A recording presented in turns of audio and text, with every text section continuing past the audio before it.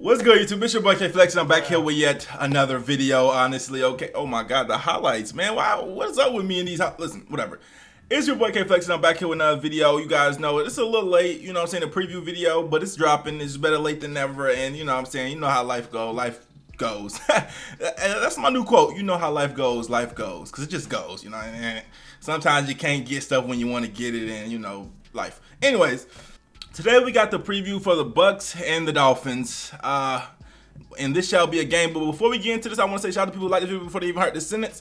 Another thing I want to say is, you guys, if you have Spotify, Apple Music, whatever, if you listen to music, check out my boy Lord Cav. He just dropped a new EP, and it's like the hardest shit I've heard this year. So, check out this EP. I'll leave a link in the description below. It's amazing, okay? He got different like flows for it's just an amazing EP, and I want you guys to check it out. Let me know if you guys do. Comment below what you guys think. It's like a 15-minute runtime, so let me know what you guys think about that EP. But anyways, we're gonna get into it now. The Miami Dolphins versus the Buccaneers. What could I say? The Miami Dolphins versus the Buccaneers, what could I really say? This is a game nobody's really giving us a chance. Even though I think we have a little bit of better chance than maybe some people are giving us, we still probably are going to lose this game. We probably should lose. Well, we definitely should, but that doesn't mean we're going to. At the end of the day, these people are grown men, okay? Whether we suck or not, these are NFL, these are grown men, these guys are going to fight. You know, this is not college. Sometimes in college, these kids, they are just outmatched to a point where, you know what I'm saying, they have no chance. Like, if Alabama plays Western Carolina, like they have a chance, you know. There's nothing like that in NFL. The worst team in NFL could have a chance versus the best team if things go right. And the grown men at the end of the day, they're still the top of their profession. The drop off isn't that so crazy to where, you know what I'm saying, we have no chance. So I would never say we have no chance in this game. I will say our chances are extremely low.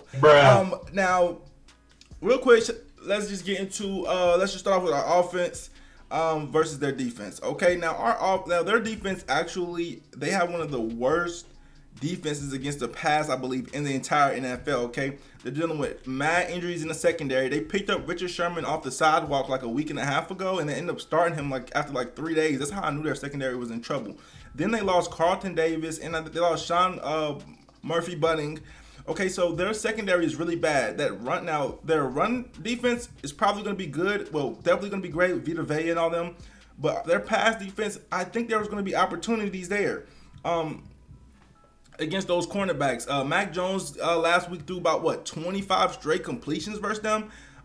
They couldn't even stop him. You know what I'm saying? So there's going to be opportunities there against that secondary if Jacoby Brissett can make the throws and our receivers can make the catches.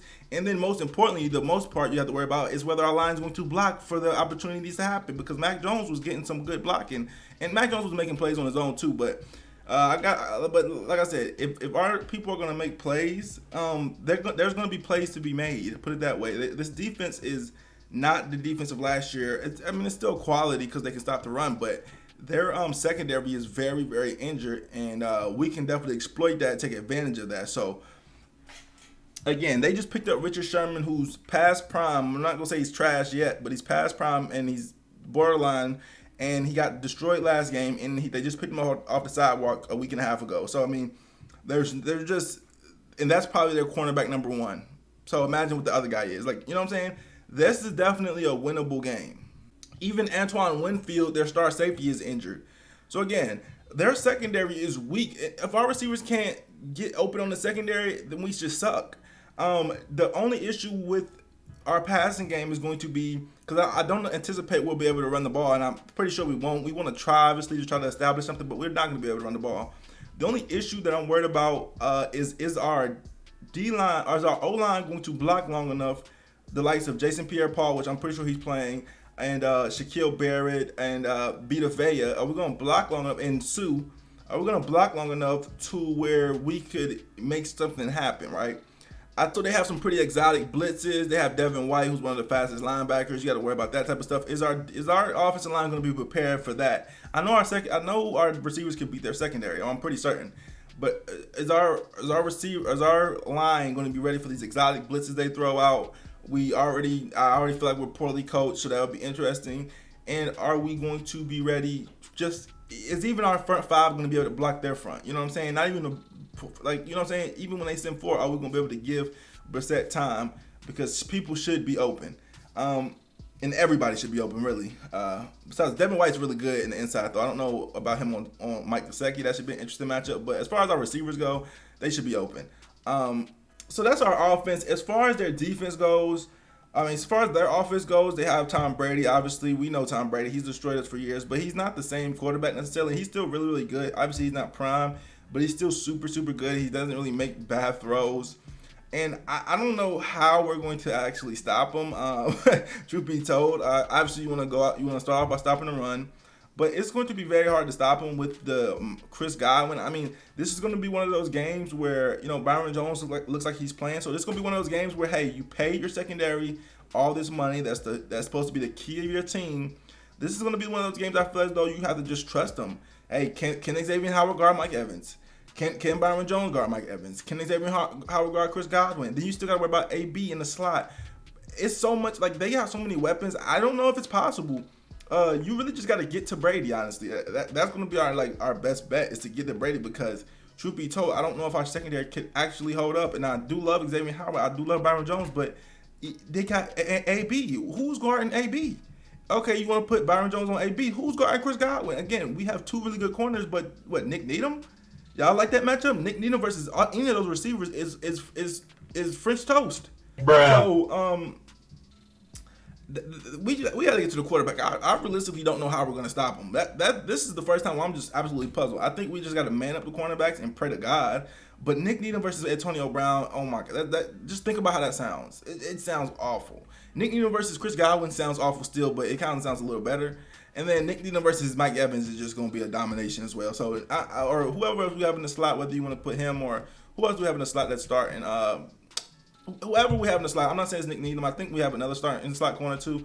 Either way, it's going to be cooked. They're getting cooked probably. And then you got to worry about Leonard Fournette. He's a hard rusher. You know, saying they got Tristan Wirfs. It's not going to be easy to get to the quarterback at all. So it's going to be interesting. It's going to be interesting to stopping their offense. I don't know how we're going to do it, but we do have a good defense. We're going to have to draw up some exotic blitzes, some good blitzes, kind of like what we did against the Rams last year. The Rams had a really good offense, but we caught like a perfect game on defense. Our defensive coordinator did, and we was able to win that game. So hopefully we can call a decent game like that, or a really good game like that, and I think that's what it's going to take to win, because the Rams have a crazy offense too. They had mismatches against us as well, but we was blitzing them. We got a fumble 6. Like we that was like the most perfect defensive game I've seen us play. I think we're going to need something similar if we want to win this upcoming game for sure.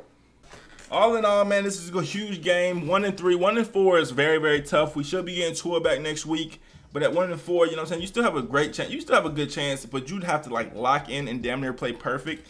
And so the rest of the season is just going to be a sweat fest if we lose this game, because we're going to have to play and we have a okay schedule, a pretty decent, easy schedule. But the rest of the season is just going to be a complete, you can't even think about messing up. You know what I'm saying? You can't drop a game. You can't, nothing can happen. So it'll be interesting. Will Fuller's going to miss this game. He's injured again. He's looking like one of the worst signings ever in history. And I was so excited for Will Fuller signing, but dude cannot stay on the field already. And we only got him for 1 year. So he's already looking like, okay, we knew he was suspended 1 week. Then the personal matters thing came up. That's 2 weeks. Now he's going to miss 3 more weeks. That's 5 weeks. We're only going to end up getting him for 12 games max? It's like, bro, come on, bro. This is getting ridiculous. 12 games, 10 mil, and that's max. That's if he doesn't get hurt again. But that's if he comes back as soon as, IR allows him. It's just, Will Fuller's looking bad. But we still have a lot of depth at receiver. So if there was one position we could afford an injury on, it was receiver. So we'll see what we can do. But anyways, get in the comment section, guys. Let me know what you guys think. Do the Dolphins have a chance? And make sure y'all check out that mixtape or that EP in the comments. Like, comment, subscribe. Roll to 11K on Bucket Flexing. I'm out.